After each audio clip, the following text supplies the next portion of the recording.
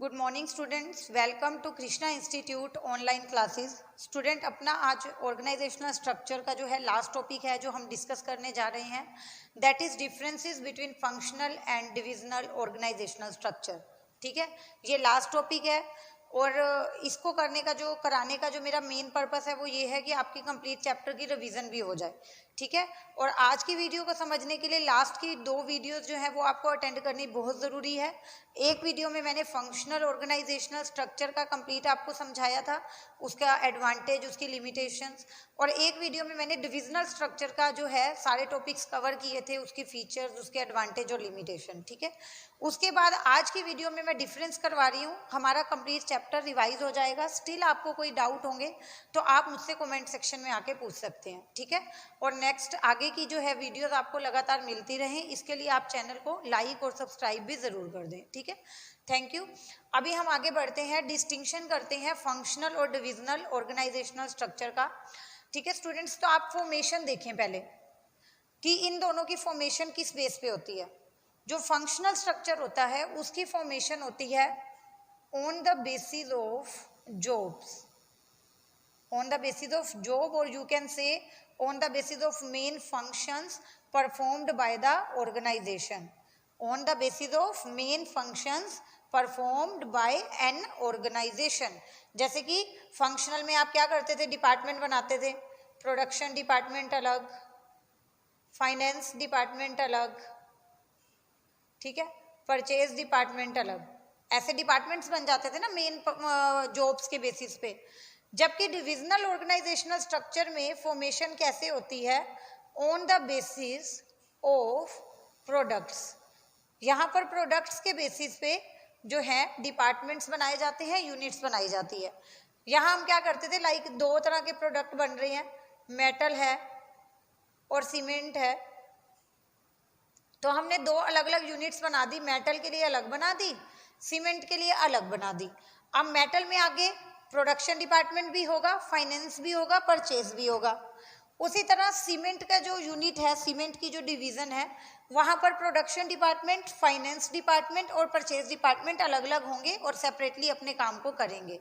So first point आप सबको clear है फॉर्मेशन का, कि फंक्शनल स्ट्रक्चर का फॉर्मेशन बेस क्या है, जॉब, जबकि डिविजनल स्ट्रक्चर का फॉर्मेशन बेस क्या है, प्रोडक्ट्स।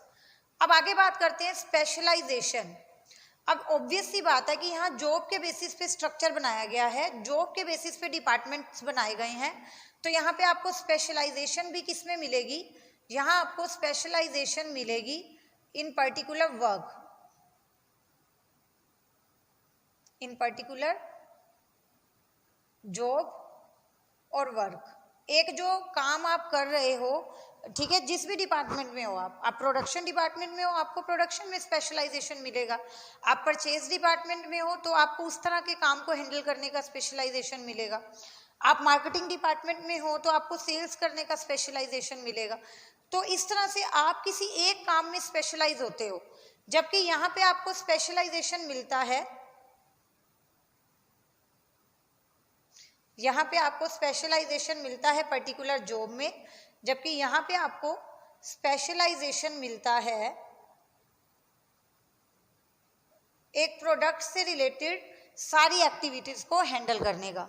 ठीक है, फंक्शनल ऑर्गेनाइजेशनल स्ट्रक्चर में आपको एक पर्टिकुलर काम को करने का स्पेशलाइजेशन मिलता है, जबकि वहाँ पे आपको एक प्रोडक्ट से रिलेटेड सारी एक्टिविटीज को हैंडल करने के लिए स्पेशलाइजेशन मिल जाता है। चाहे अब आप मेटल डिवीजन में हो, आप उस डिवीजन में हो जहाँ मेटल मैन्युफैक्चर होता है, आप उस डिवीजन के हेड हो, डिविजनल हेड हो आप, ठीक है, मेटल के डिविजनल हेड हो, तो वहाँ पे परचेज में क्या दिक्कत आ रही है, प्रोडक्शन में क्या दिक्कत आ रही है, सेल्स में क्या दिक्कत आ रही है, हर पर्टिकुलर एरिया के बारे में आपको जो है नॉलेज हो जाती है, आपको हर एक छोटे छोटे काम की जो है नॉलेज मिल जाती है। तो इस तरह से हम क्या कहते हैं, स्पेशलाइजेशन इन प्रोडक्ट। अब बात करते हैं रिस्पॉन्सिबिलिटी। यहाँ पर रिस्पॉन्सिबिलिटी का क्या है, डिपार्टमेंटल वाइज रहती है। यहाँ पे रिस्पॉन्सिबिलिटी कैसे फिक्स होती है, डिपार्टमेंटल वाइज, मतलब एक डिपार्टमेंट अपना काम करेगा, दूसरे डिपार्टमेंट ने कोई गलती की तो बाकी डिपार्टमेंट्स का उससे कोई लेना देना नहीं होगा। प्रोडक्शन डिपार्टमेंट है, फाइनेंस डिपार्टमेंट है, परचेज डिपार्टमेंट है, अगर प्रोडक्शन डिपार्टमेंट ने कोई भी गड़बड़ की, सो purchase department and finance department, they will not be responsible for their inefficiency और फॉर देयर डिफॉल्ट। ये बोलेंगे कि देखो हमने तो पैसा दे दिया था, परचेज डिपार्टमेंट वाले बोलेंगे हमने तो अच्छी क्वालिटी का रॉ मटेरियल परचेज करके दे दिया था। अब प्रोडक्शन डिपार्टमेंट ने कोई गलती की है तो उसके लिए वी आर नॉट रिस्पॉन्सिबल। तो यहाँ पे जो रिस्पॉन्सिबिलिटी होगी फंक्शनल स्ट्रक्चर में वो डिपार्टमेंटल वाइज होगी। एक एक डिपार्टमेंट जो है वो सभी डिपार्टमेंट अपना अपना काम करेंगे, दूसरे डिपार्टमेंट की गलतियों की जिम्मेवारी वो नहीं लेंगे, वो रिस्पॉन्सिबल नहीं होंगे। बट कि अगर हम बात करें डिविजनल स्ट्रक्चर की, तो यहाँ पे डिवीजन वाइज होगी रिस्पॉन्सिबिलिटी, यहाँ पर डिवीजन वाइज होगी। डिवीजन वाइज का मतलब अब मेटल डिवीजन है तो यहाँ का जो डिविजनल मैनेजर है वो अपने आप को बचा नहीं सकता। डिविजनल हेड जो था, मेटल का जो डिविजनल हेड था, वो हर एक काम के लिए रिस्पॉन्सिबल है। परचेज अच्छे से हुई या नहीं हुई, प्रोडक्शन अच्छे से हुआ कि नहीं हुआ, सेल अच्छे से हुई है या नहीं हुई, ऐड हमने कैसे दी थी, प्रॉपर थी या नहीं थी। मतलब यहाँ पे जो डिविजनल हेड है ना, वो अपनी गलती किसी और पे थोप नहीं सकता और वो अपनी रिस्पॉन्सिबिलिटी से बच नहीं सकता। यहाँ पर डिपार्टमेंट अपने अपने काम के लिए रिस्पॉन्सिबल थे, वो नहीं लेंगे किसी और की रिस्पॉन्सिबिलिटी। पर यहाँ पे आप नहीं कह सकते कुछ भी अपने बचाव में, क्योंकि जो डिविजनल हेड है he is responsible for the whole division. पूरी डिवीजन में जो भी हो रहा है, पूरी यूनिट में जो भी हो रहा है, चाहे वो प्रोडक्शन है, चाहे वो परचेज है, चाहे वो सेल है, you have to take responsibility for that. Okay, अब हम बात करते हैं कोस्ट की। कोस्ट आपको क्या लगता है, डिविजनल में ज़्यादा होती है या फंक्शनल में ज़्यादा होती है? तो मेरे अकॉर्डिंग जो कोस्ट थी वो कहाँ ज़्यादा आएगी, डिविजनल में। फंक्शनल में जो है कोस्ट कम रहती है, लेस कोस्ट। क्यों? Because there is no duplicity of job. यहाँ पे काम की जो है डुप्लीसिटी नहीं होती, कोई भी काम अननेसेसरली रिपीट नहीं होता, तो यहाँ कोस्ट कम रहती है। बट यहाँ पे अगर मैं बात करूँ तो कोस्ट ज़्यादा आती है, more, because of duplicity of work. यहाँ पे काम की डुप्लीसिटी होती है, यहाँ काम रिपीट होता है। मेटल डिपार्टमेंट वाले भी परचेज करेंगे, सीमेंट डिवीजन वाले भी परचेज करेंगे। ये अलग से प्रोडक्शन करेंगे, ये अलग से प्रोडक्शन करेंगे, ये अलग से अपने मार्केटिंग करेंगे, ये अलग से मार्केटिंग करेंगे। लोडिंग का काम, अनलोडिंग का काम इनका अलग, इनका अलग, ठीक है। दोनों ही सेपरेट डिविजन्स हैं, तो सेम टाइप का काम दोनों डिविजन्स में अलग अलग तरीके से होगा, अलग अलग एम्प्लॉइज करेंगे। तो इसीलिए हम क्या कहते हैं कि डिविजनल स्ट्रक्चर की कॉस्ट ज़्यादा रहती है, just because of duplicity of work. Okay, अब हम बात करेंगे कोऑर्डिनेशन की। कोऑर्डिनेशन आपको क्या लगता है कहाँ बनाना इजी है, यहाँ पे, ये यहाँ पर? फंक्शनल में कोऑर्डिनेशन इजीली बनता है या डिविजनल में? तो फंक्शनल में कोऑर्डिनेशन एस्टेब्लिश करना डिफिकल्ट है, difficult to establish coordination.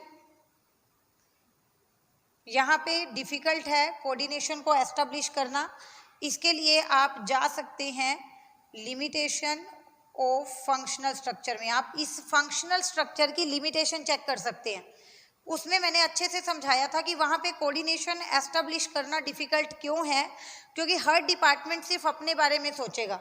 Her department को ये होगा कि मेरा काम पूरा हो जाए, बाकियों के काम से मुझे कोई मतलब नहीं है। हर डिपार्टमेंट ये सोचेगा कि मुझे ज़्यादा रिसोर्सेज अलॉट कर दो, दूसरे डिपार्टमेंट को कम रिसोर्सेज दो।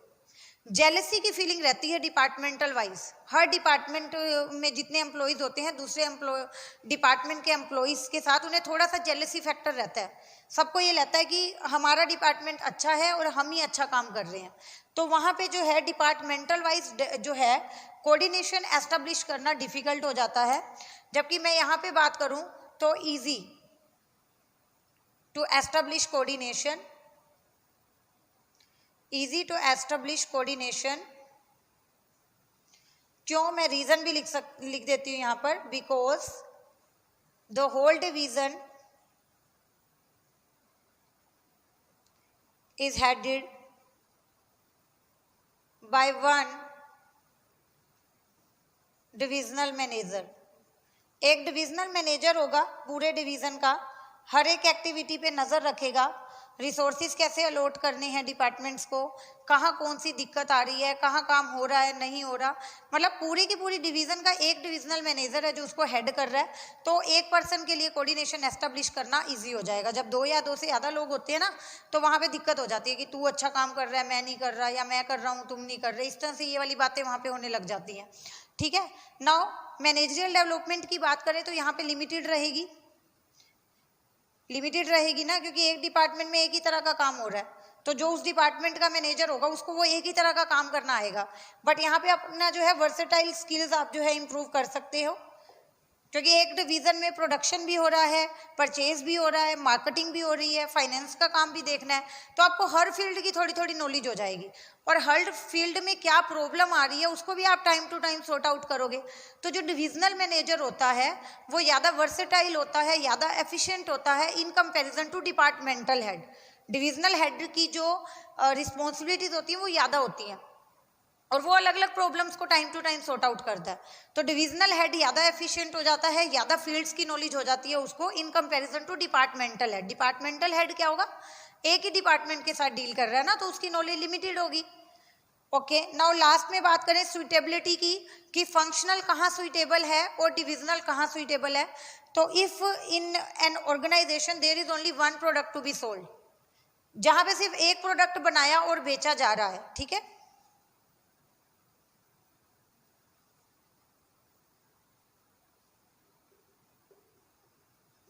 only one product is produced to be sold,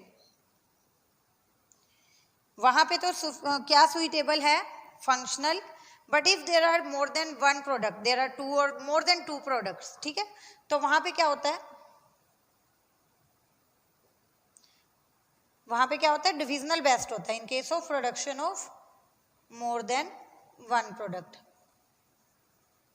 एक से ज़्यादा प्रोडक्ट बना रहे हो, बेच रहे हो, तो वहाँ पे आप डिविजनल स्ट्रक्चर को फॉलो करते हो। सो स्टूडेंट, आई होप कि आपके लास्ट की वीडियोस भी रिवाइज हो गई होंगी इसके थ्रू, आपको फंक्शनल भी अच्छे से समझ आ गया होगा, आपको डिविजनल भी समझ आ गया होगा। And now after this video lecture you are able to differentiate between these two forms of organisational structure, that is functional and divisional.